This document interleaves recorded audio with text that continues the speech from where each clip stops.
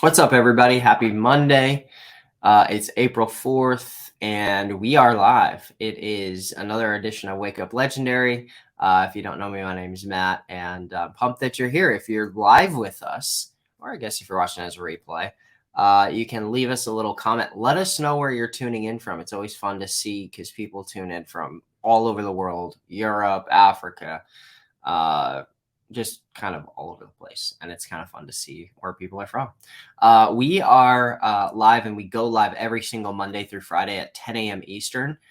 We've been doing this show for quite a few years now, and we bring on people who have maybe gone through our training or have experienced some sort of success online, or maybe unlocked a secret that we haven't yet heard of, or something like that. And mostly it's to give a little bit of inspiration from the day. You wake up, all right? Sometimes I wake up, and on a bad day, I'll pull open my phone, and I'll open the news, and I'm reminded that it's a terrible idea to open any sort of news app or something, because the very first thing you're inundated with is just a bunch of shit.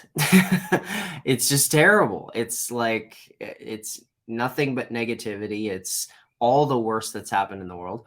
So we decided to do this show as a way to start off the day and really have a piece of every single day be an inspirational piece of like, hey, I can do this. Hey, somebody else is doing this. I can do it. So today we've got another awesome guest lined up, and every single day we bring in somebody new, somebody fresh, and with a story, with a journey, with a business that's making them money, and we want to share that with you guys. So today we're gonna bring on, and if you all can give me a little like a hand clap emoji in the chat, that would be awesome to welcome our guest, Julie. What's up? Hi. Hey, welcome in. Where are you calling in from? So I am in Baltimore, Maryland. Cool. Sorry, I have a throat loss injury because I have a cold for a couple weeks now. Oh, it's all good. So you're in Baltimore. Tell us a little bit about you and your journey to starting online. Like, how did you find Legendary, and what got you looking for like a way to make money with digital marketing? So for some time now, several, I guess, few years since 2018, my father passed away in May of 2018, and then I quit my job, and I knew a lot of people could make money online. And so I was doing my journey that way. And so I did drop shipping and found Amazon or whatever. And then that didn't work out. You know, you just do one thing after another, trying to figure out what your thing is. So then I discovered this last year when I was watching some YouTube channels. And I was actually very skeptical because I had so many problems with the other, the other ones and failures. And so I just thought, oh, this is going to be another scam or whatever that I'm not going to be good at. So it took me a while actually to do this because, for one, I don't like being on camera, and I don't even use Facebook to post stuff. I stopped doing that. And Instagram, very little. I put my dogs on there because I just don't want to put my personal information. So I think that was the biggest challenge for me, like a lot of other people, where putting yourself out there in front of the public. And so I just watched people month after month, several months, and then I decided to just do it because I did a lot of LMMs, network marketing. Yeah. And I decided if I spent like thousands of dollars on those programs, why can't I spend $7 for this one? Sure. So I just Makes did it. And then I opened a TikTok account. I didn't know how to use TikTok. So I sense. have to say the few months in the beginning was very challenging for me because I am not tech savvy, and I'm not using any of the social medias. So I had to go and learn that, how to edit. I mean, in the beginning, it was awful. And I was so like nervous on the camera. You could see my face is like, So anyway, so it has been challenging, but at the same time, yeah, you go over your fears and you, you know, it has been developing me as a person to just say, okay, you know what, forget about it, just do it, Hmm. and yeah, it's mostly friends and family because you don't want them to find out that you're on TikTok or whatever. But it's Right. been good. Yeah, it's man, it's what a journey. It's like it's so you're at 26,000 followers, and Yeah. this was like a real like whoa kind of getting set up and getting going was like intense because you're not tech savvy and you're like, oh my god, what am I doing? My family gonna find out that I'm a TikTok star? Like, am I really gonna do this?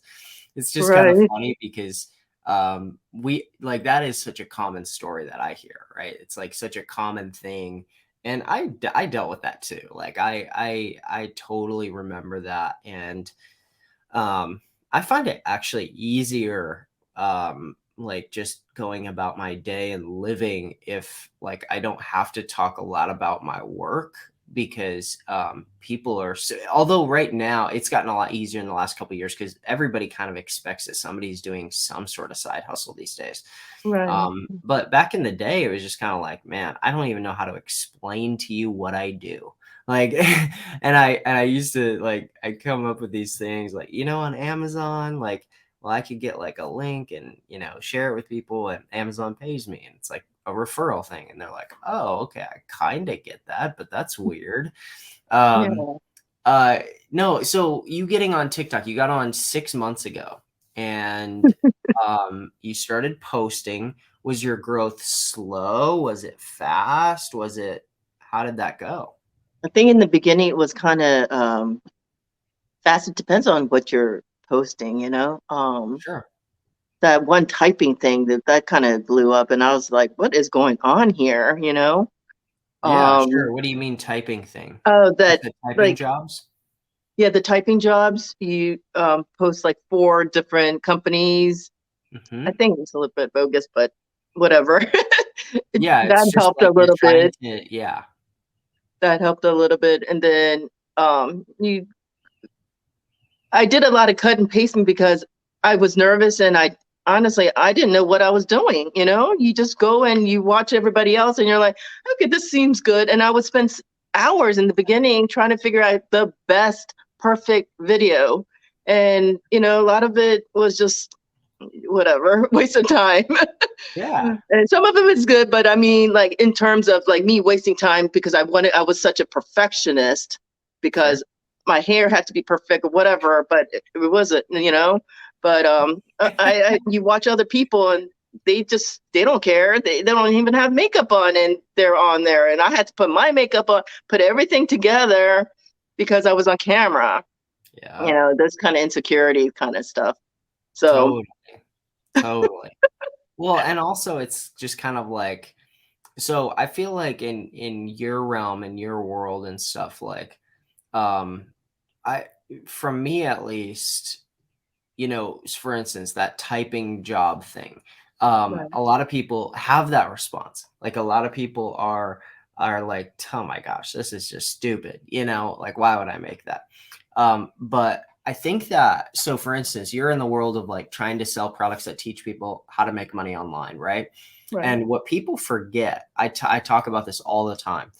What people forget is that you're so deep down the rabbit hole that you assume everybody has some sort of base layer knowledge, right? But a key ingredient to marketing is you must be able to sort of people are on basically a track, and their minds are basically like a little locomotive, and it's just sort of they do the same thing every day, same thing every day. And with something as big and significant as like money or making income, right? That is a Mhm. key piece of every person's life. They learn to sort of habitualize that. And this is the same true with like weight loss or relationships, things like that. And Right. that style video, and what I'm talking about for the guests listening or watching, that style video basically is like a here's 3 typing jobs that could make you, $1,000 or something. And people are like, dude, are you serious? Like this could never work or whatever, right? And you get a bunch of comments that say that, right? Right. But the Right. point is not necessarily that's the reason you use the word could and not the word will. But the reason that's so powerful and goes viral for so many people and gets you a lot of followers is because it sort of tosses, a big chunk of steel right in the train tracks of their mind. And the specific thing that it does for people is it snaps them out of this reality of just all I can do for income is my 9 to 5 job. Right. Now they have this realization of like, whoa, like there's stuff online that people are doing that are making them money, right? So some people who comment like, "Oh, that would never work." Sure, fine, whatever. But a majority of people aren't really even digging that deep. They're just having this high level realization of like, "Oh my God, like there's okay, like sure, maybe this is just weird and whatever, but man, like you're Well, telling I me feel there's a that. way to, like, make some money online? Like, that's pretty cool, like, I've never really thought about it, and that's the words those are the words that every good marketer can get someone else to say. I never really thought about it like that, right? Mhm. And now the Mhm. sale is done. The sale's over, right? I never really thought about it like that. Okay, now there's been a huge paradigm shift, and it's just all about creating paradigm shifts. And people are too worried and nervous about what are other people going to say, and that, but they also just don't understand that the customer journey starts with a big paradigm shift. And that's why I think, the formula on TikTok is so easy because really you go out and you find other people's paradigm shifts that they've created for people. And you just kind of look at it, investigate, and say, well, what do they do there? Like, I could probably do something similar to this, or, oh, that's the paradigm shift. So let me make a piece of content that's a little bit similar to that. And you can make a few of those throughout your journey like you did and Mhm. get yourself to 26,000 followers, and then sprinkle in a lot more, right? Because you Right. got great videos that are about um remote jobs, for instance, right? Or like um yeah, a lot of remote job stuff, which I think is cool. But you've also just got stuff about like just like overview videos and like responses to comments. I think is one of the best things people can do. So I just wanted to say I think your channel looks like your TikTok looks really healthy. You just recently had a video that went to like 500,000 views or something. Yeah. Um, and yeah, I just feel like that your approach there is super smart. But I really want people to get through their head. I mean, whether it's weight loss, whether it's making money online, whether it's dog training, right? Like your dog is such a big part of your life. Creating a big paradigm shift, even if it seems exaggerative. I Right. don't know if that's a word, but like exaggeration So um, is so huge, and it's the first key piece to marketing. Some people think that's all just clickbait. It's not the exact definition of clickbait. That's a false definition. It's more so paradigm shifting. And in order to get somebody off the tracks of something that they've been doing for 20, 30, 40 years and have been trained their whole life, you've got to bring the heat. You can't yeah. just bring them some diluted nonsense that's like maybe more realistic but is just boring and it's never going to grab their attention. Right. You don't have to lay things out for people from day one. They're just going to be like, dude, it doesn't make sense to me. Right. It doesn't do in the brain what it needs to do to snap them out of it. I don't know. Am I making sense? Sorry for the Yes. rambling. Perfect. Yeah. Definitely. Most definitely. So Um, when you create those videos, Mhm. uh, are you just kind of going around? Do you do a lot of investigation on other channels? Do you look around and sort of how do you figure out what videos to create and try out? Um, Something, not well, it depends on the day and what I want. I do try to look at several different people that I've been following that do legendary marketers and what they do to succeed and try to tweak that to kind of what I to my thing.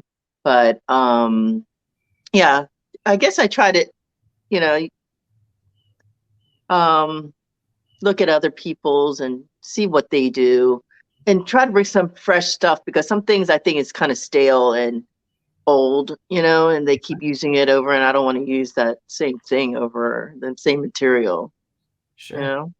Yeah, So, that makes sense. It makes sense, uh, but also, in the so what I typically tell people is, in those until about I would say maybe until about 100,000 or so. Really, like when you're at 100,000, you can really get some traction. Um, and I think that a lot of people quit around that time or before that time, not around that time. Most people don't mm, make it there, but right. I would, if you're open to like just a suggestion, I would push back on that just slightly and just say, some of that stuff is overdone. I think you're right, first of all, but it's overdone for a reason. As long as it's still like remotely Working. currently getting views and going viral, it's a proof of concept on the platform and especially a proof of concept with the algorithm. So, when I'm looking, I'll look first for how many views. What are we getting a lot of views on these videos? And then the second thing that I'll do is look for how recent are those views. Because Hmm. if they're all hitting like a year ago and they all went viral or whatever, and it's kind of this similar style video, well, it I don't know. I mean, I could try it now, but what I really look for is like, are they getting lots of views currently? Right. Um, because that's big, that's a big sort of thing is maybe there's algorithm changes here or there. I don't actually think they've been that big with algorithm changes, but some people think they have been.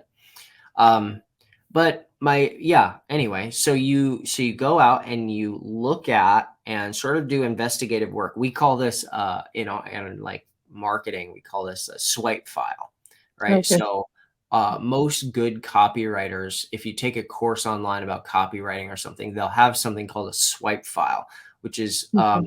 a big catalog of all their best articles, headlines, everything. And the way they instruct that is they basically say, hey, look, here's, for the last, let's say 10 years, I've accumulated this big swipe file.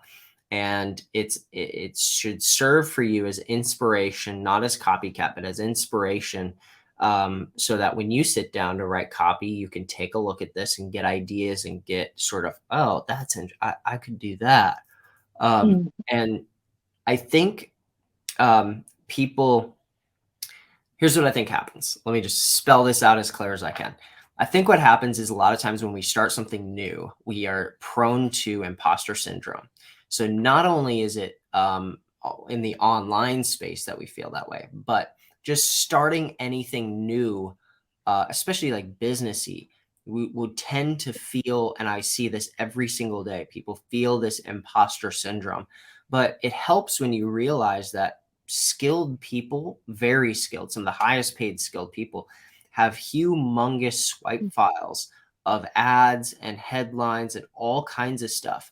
So when you go to a lot of time, in fact, there's a lot of offers that compete against us that use very similar or the same headlines as us, or very close. Why do they do that? Because somewhere in their swipe file, they've got a little screen grab of our sales page and they're like, well, damn, these guys have been doing this same headline for 5 years. There must be something to this, right? And they piece together different things throughout it. And it's like, sure, it's a different offer, but they've used things. And most people, as they're sitting watching a sales video or something, don't realize that, but it's happening all over the place. And I think that it's part of growing your skill set.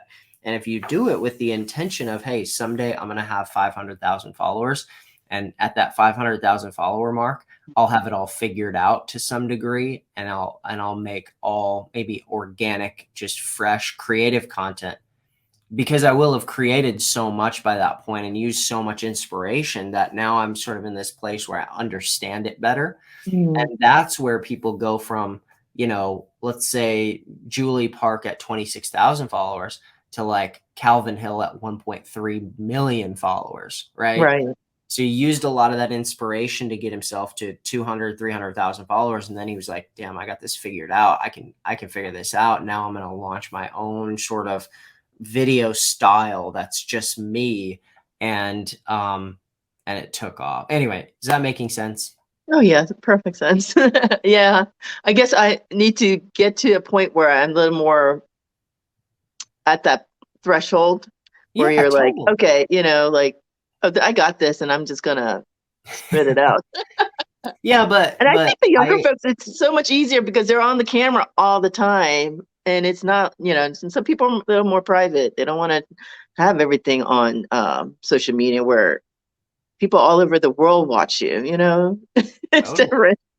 Yeah, totally. It's good and bad at the same time because you don't know half the other people or more than half the other people on the other side of the world. So, yeah, that makes sense. I understand that very, very well. Yeah. And also, I feel like, no matter where you're at or what stage of followers or whatever, like, I also feel like people just, need permission to just be okay with where they're at in that journey. It's Calvin, for instance, had years of content production and music production experience before he got on TikTok. So it was like, dude, I have all the cameras, I have all the lighting, like I could set up from day one and just go, and most people are like, dude, I got an iPhone 4.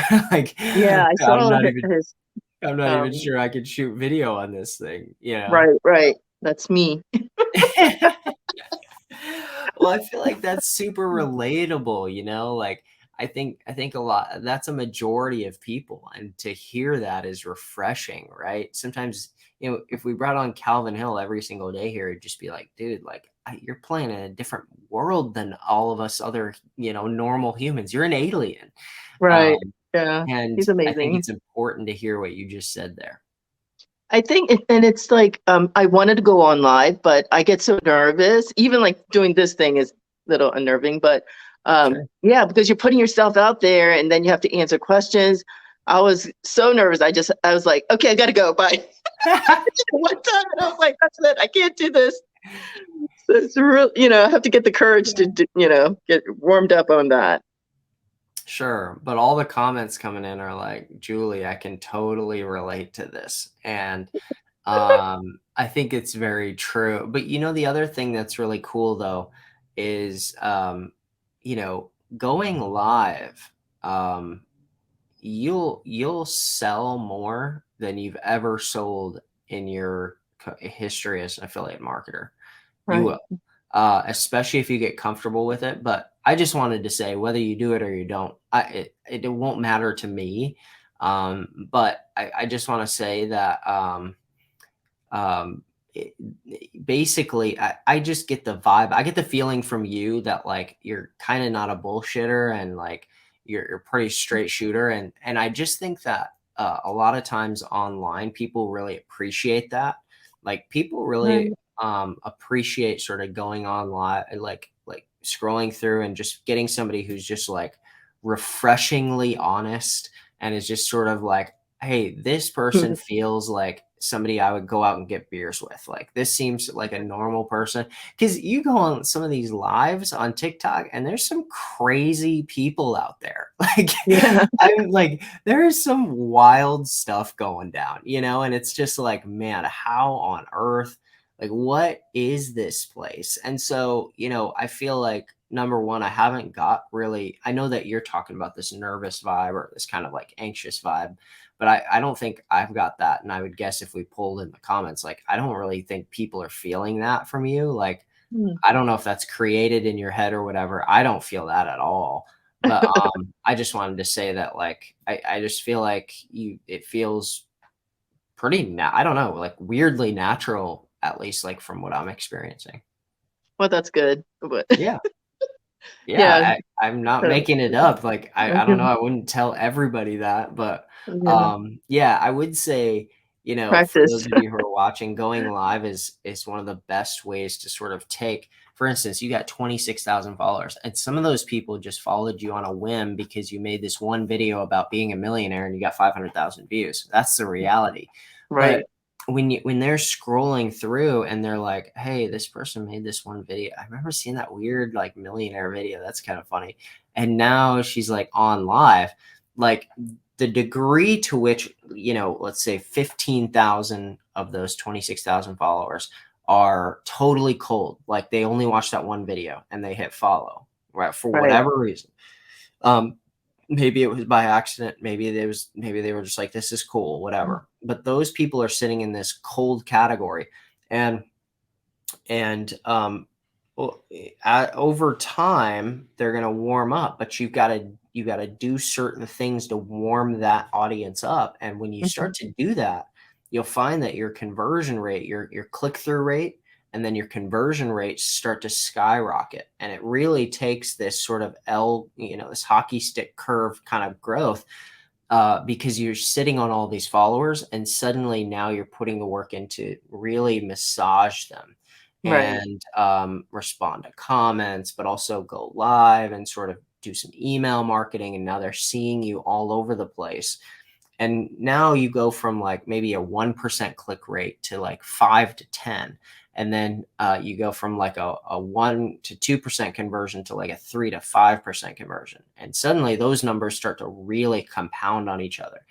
Um, so anyway, I just wanted to encourage you with that because, a lot of times people don't realize the gold mine they're sitting on. For instance, this guy, Josh, who just went platinum with us this last year, um, he said basically he's sitting on about 150,000 followers, huge email list. He built that email list from all of his TikTok.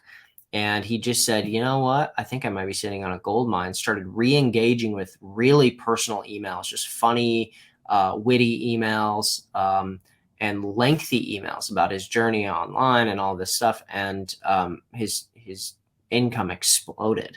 And he was like, I wow, couldn't believe that I was sitting on this huge gold mine this whole time. So anyway, just food for thought. Food for thought. I want to encourage you that, like, hey, most people find it really hard to get 1,000 followers. You got 26,000. That's incredible.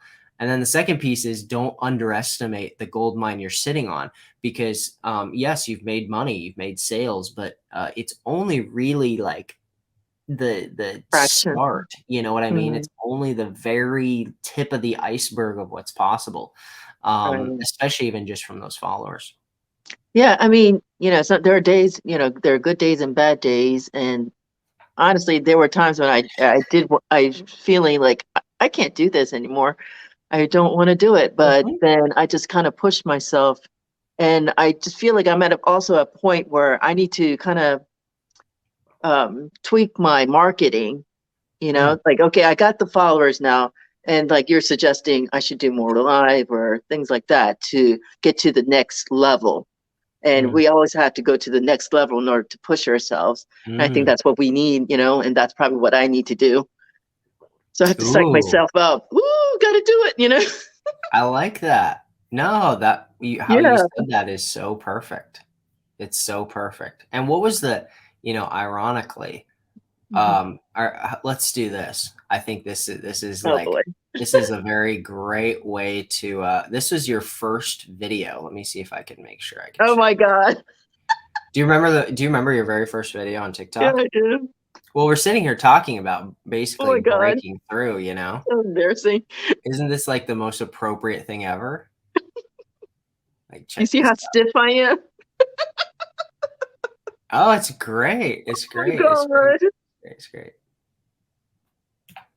Hold on. I think this is muted. See, I don't even, I'm not smiling. I'm just is like, there any sound to it?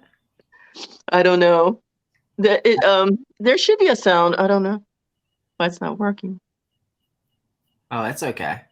All that it's saying is start putting some pressure on, get out of your comfort zone, start getting comfortable out of your comfort zone. If you stay in your comfort zone, that's why you will fail.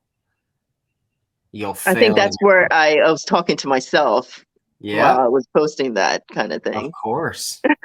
Of course you were. It's real.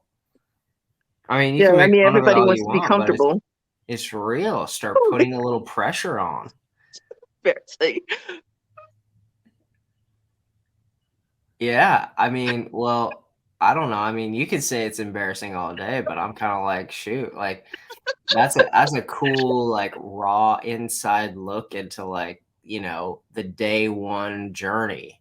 And it's Yeah, like, here's my first freaking video, and the video is basically you psyching yourself up, which I find pretty cool. Like, there's just a lot of people in the world who aren't willing to do that, Julie. that's That's the so truth. funny. There's a lot of Yeah, people in the world who just aren't willing to do that, and like to try something like that, right? And to be like, man, there might just be like people who think that I'm like crazy, like I might have lost my mind, but you're on your own thing, you're on your own journey, and screw right. those people.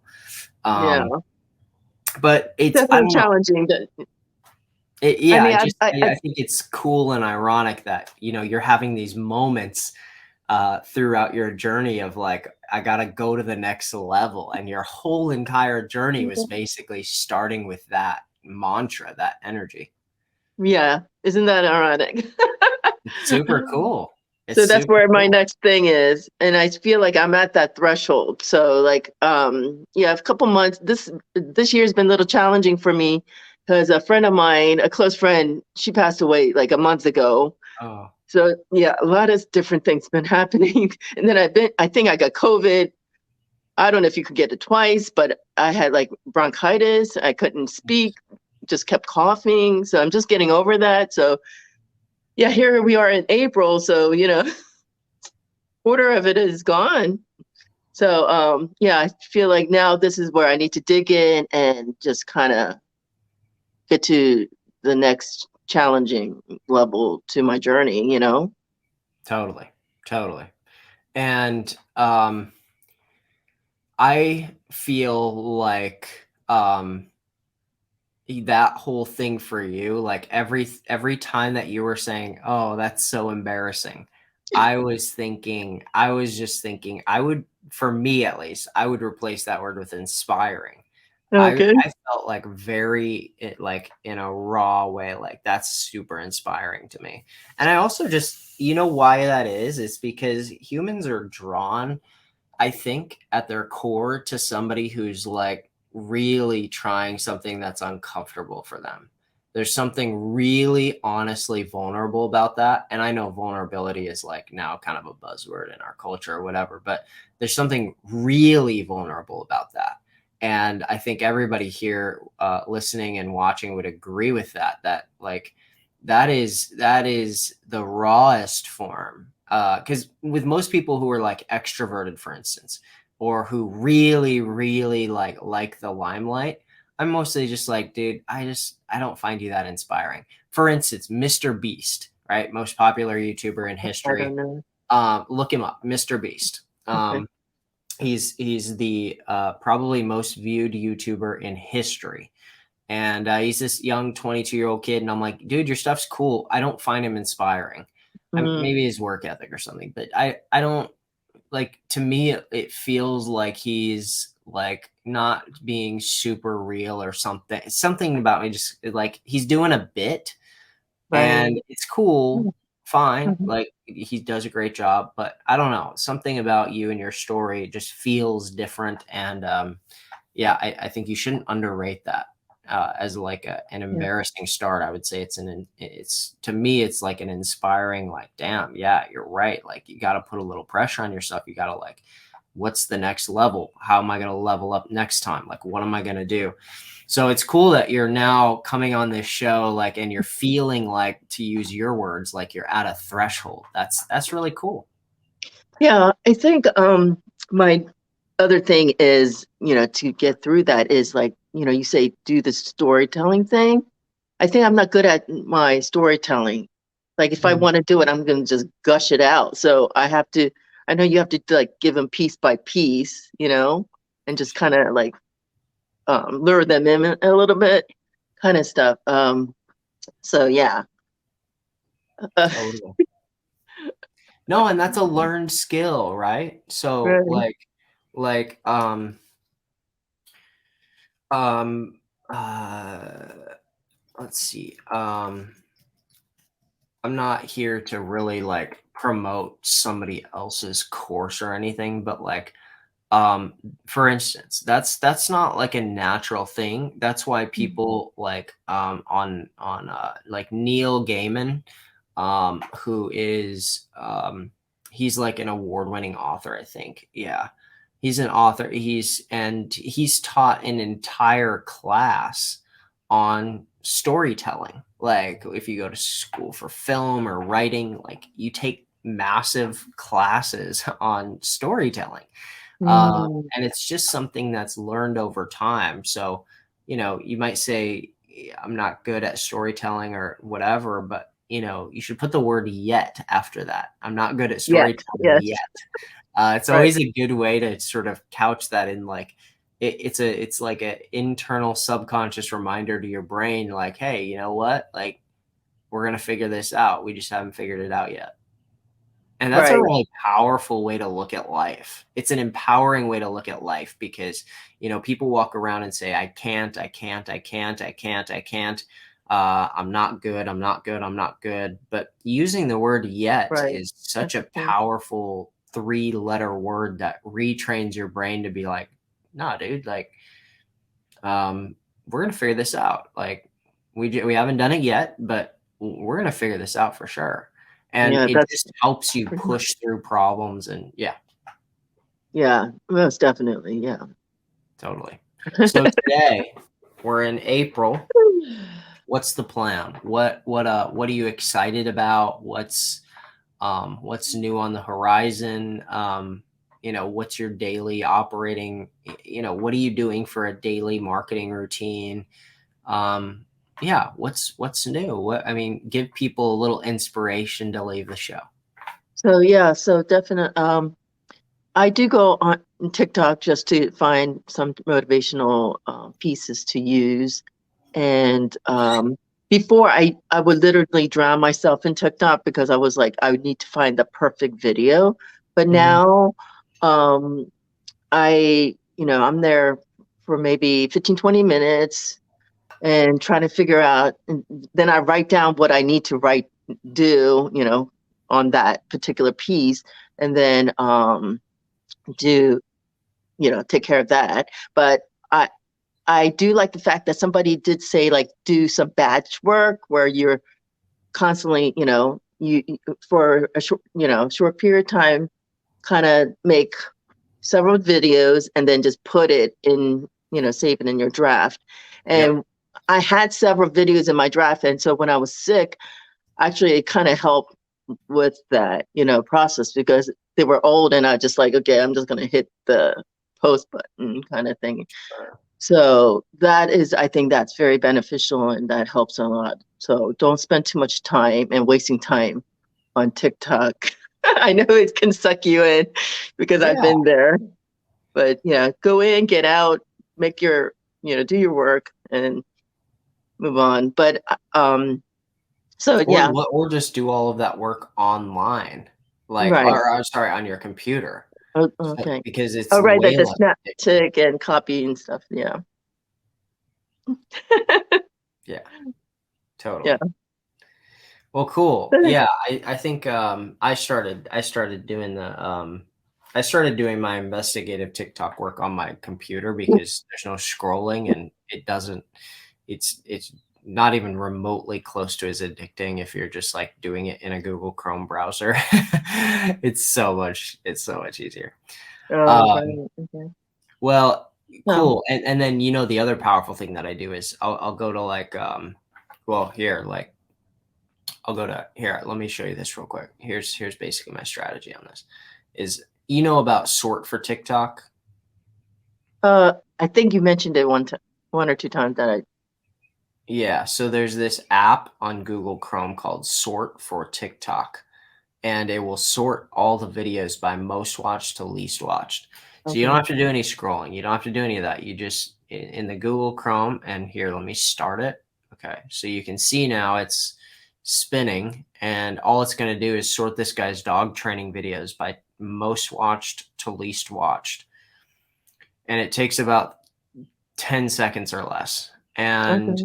so now you've got like these videos that by definition, these are the most watched on a channel with 1.2 million followers. There's probably videos here that we can mimic or do something similar, right? So I don't know. And so you can do this in any niche, but what I typically do then, Julie, is I click on them and I copy the address and I just put it into um, uh, a Google sheet. Like I put it Oh, into a okay. spreadsheet and I create this spreadsheet and I have a row that just says like, did I create this? And I'll put an X if I've already sort of created that one. I'll also sometimes I'll put the amount of views next to it and then I'll sort it. So I have all of these channels. You could get hundreds of videos in a matter of like a day or two. And then I sort it by the millions of views or how many views. And then that way I've got a cross reference between tons of different channels, these different videos, and Mhm. the top ones are obviously the ones that are probably most likely to go viral.